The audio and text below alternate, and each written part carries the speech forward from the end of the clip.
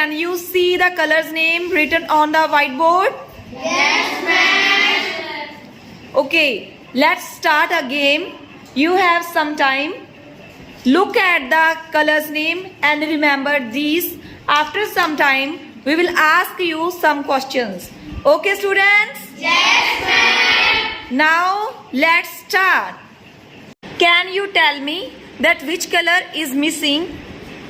Yes, student. For the student.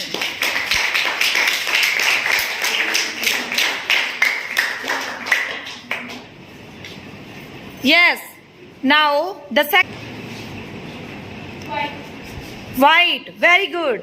Take the marker and write down.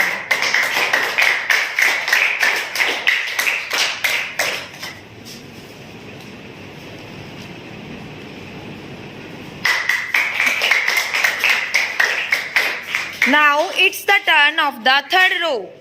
Boys, first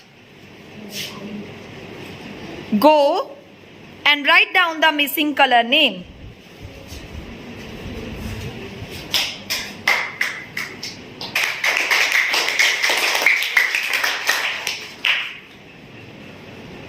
She is writing pink color.